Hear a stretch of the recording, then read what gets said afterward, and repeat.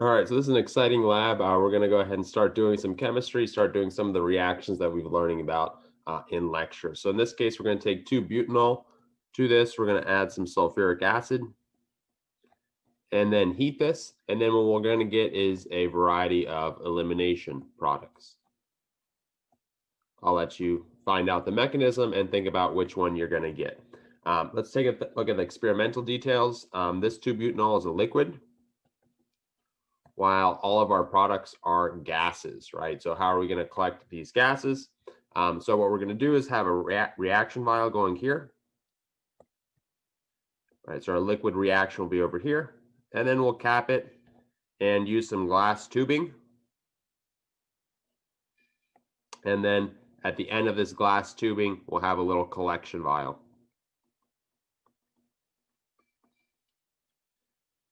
And so this will react, right? It'll turn into gas, and then our products will push through here and then collect in our collection vial, which we can then analyze.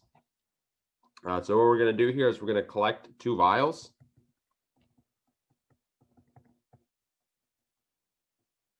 For the first one, we're just going to throw it out.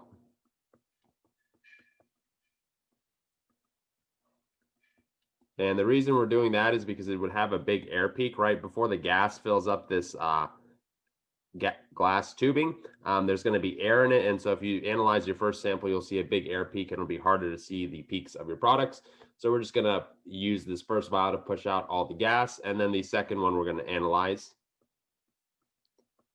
And we're going to do this through gas chromatography, right, through our GC. And so the GC is something, you'll get something like this. Right, remember that the first peak you see, this is going to be our air peak. Even though we flushed it out, we're still going to see some air. And then these 3 components, right, these 3 alkenes are very similar. So even though GC is very good at separating compounds, it's not going to be good enough. So your 3 compounds will actually kind of merge together, but you'll be able to see 3 distinct peaks. And what we're going to want to do here is find the percent composition. And we're going to do that by the height times half the width method, right? So you're going to find the height of these 3 peaks, and then you're going to multiply them by the width at half height. Something like that, right? You'll have to guesstimate a little bit, but you should get fairly decent results. Your lab manual will go ahead and tell you which one of these 3 peaks correspond with which one. And overall, this is a pretty cool, fun little quick experiment. But now we're actually doing some chemistry, right? We're taking some compounds and transforming them into new ones. All right, so here's our collection vials. You can see they're open on both ends. We have a cap here that has a septum, right, so we can pierce it with our syringe. So we'll just go ahead and put the cap on. And we'll actually do this to another one as well. I measured these markings. This bottom marking is about 8 mils, so we're just going to go about halfway. And that'll be about 3 to 4 mils. Doesn't matter too much. Next up, we'll just go ahead and fill one of these with some water that I have in the beaker here. Spill a little bit, that's okay. Put my thumb over it, invert it, and then get it into the water, stick it in there, and then just release my thumb. That way no air enters. And you can see it's sinking, indicating that there's no air. And then just repeat.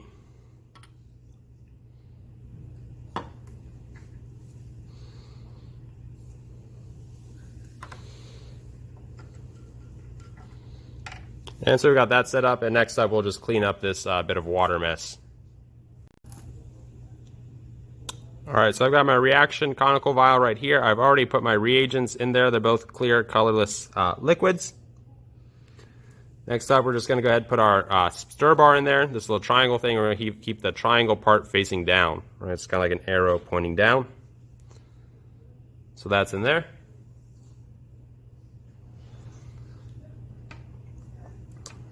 And then here's where the gas is going to flow through. So what we're going to do here is put this cap on here. After that, followed by an O-ring. And then this is going to go in the cap.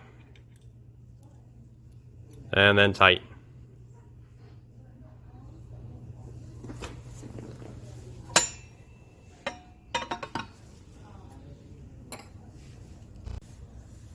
All right, next up we're going to put it on our heating apparatus.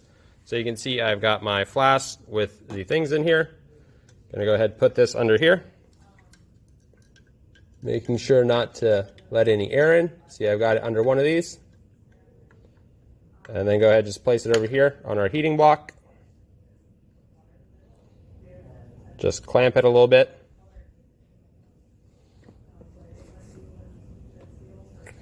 And now we're ready to go, right? So the reason we're doing 2 here is that there's still some air in here, and so we'd see a huge air peak in our GC. So one of them is essentially we're just going to throw it away. We're going to let some gas form, bubble through here, and that's going to push all of the air out in here. And so we won't see as big of an air peak, right? And then we'll just toss this first collection vial and then collect our sample in the second collection vial. So at this point, we're ready to start heating. All right, so I'm going to turn on the stir to about maybe like 100 RPM. And we'll start heating. I'll set the hot plate to 75 for now, and we'll see how far that gets us.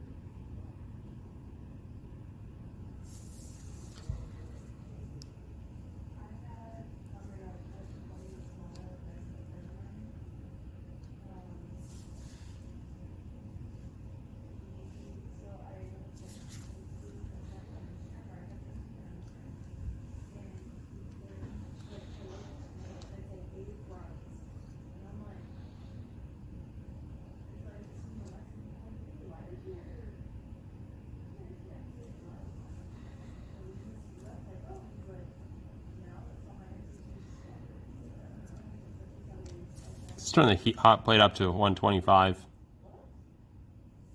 and spin up to 200.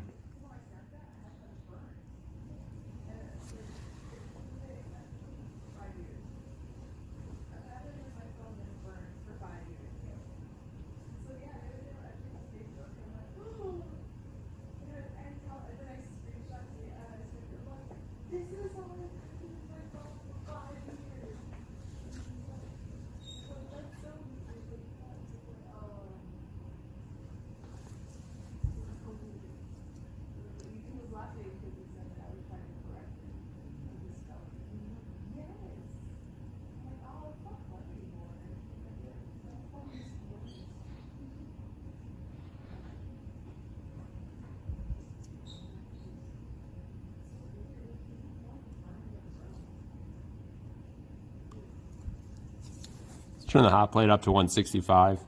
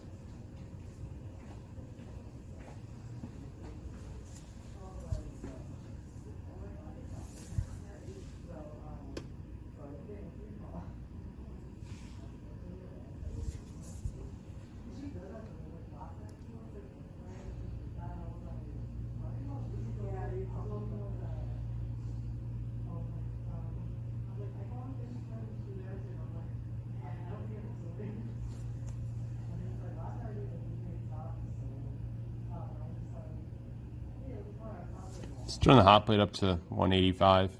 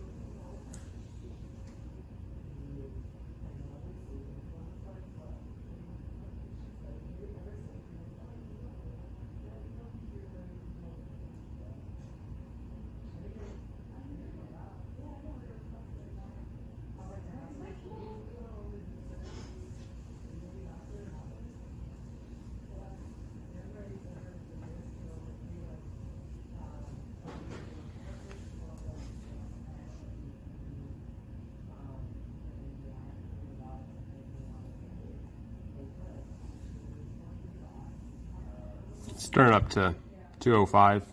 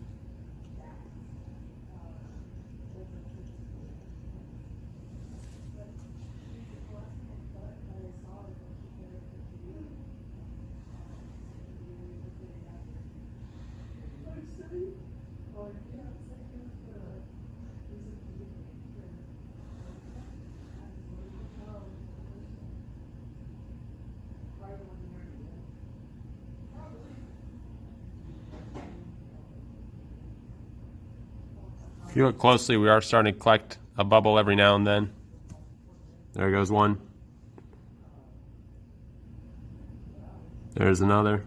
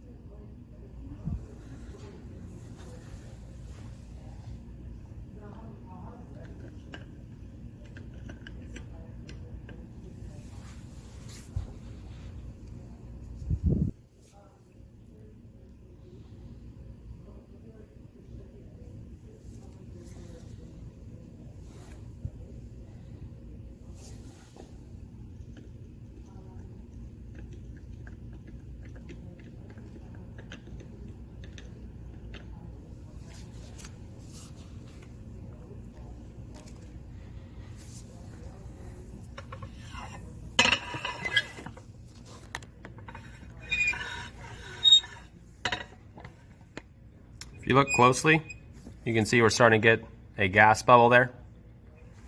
So our reaction's going pretty well so far. Pretty low temperatures though. less than 70.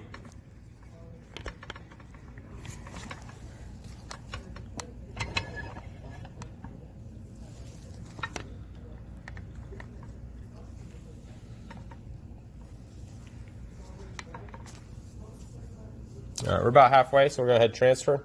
Just be careful not to lift the glass part above the water.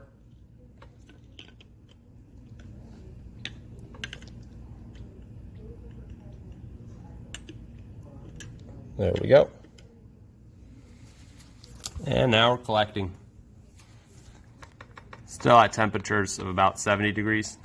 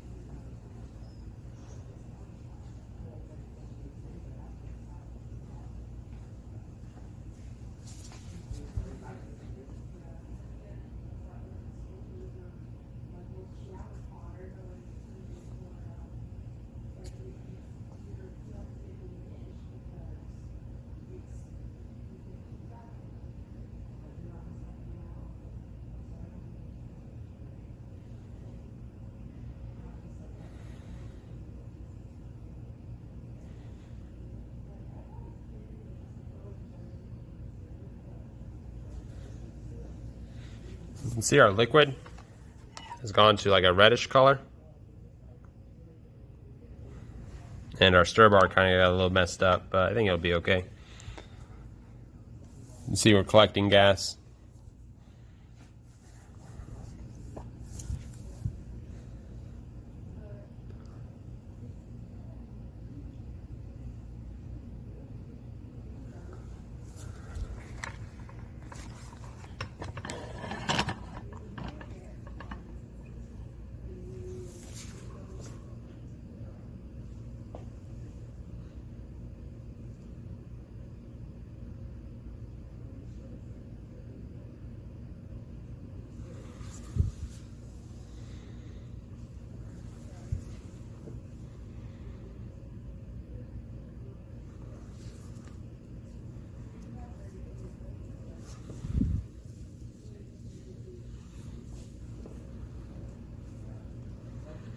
All right, we should have more than enough gas now, so let's go ahead and disconnect it from the bubbler. Making sure not to get any kind of air in there. So that's done. And then we're just gonna pick up this beaker. Or not pick up the beaker, but just take out this support underneath it. Lower this down, that way no water climbs up into here. And then turn off our heat and remove this apparatus from the heat. And that way we didn't get any water shooting back in. And we're ready to analyze our sample. All right, so next up we got to pick up our gas and insert into our GC. So we've got our syringe right here, and we're only going to pick up 1/2 ml. So obviously take the cap off the syringe, and be careful, it's pointy. Go ahead, stab your septum and just pierce it. You just want to pierce it a little bit. You don't want to go too far. Obviously, then you're going to pick up water. So once it's in, it's in. You don't need to see it in there. And then just go ahead and suck up 1/2 ml of gas. Got that right there. And then just go ahead, take it out. And then insert it into the GC off screen.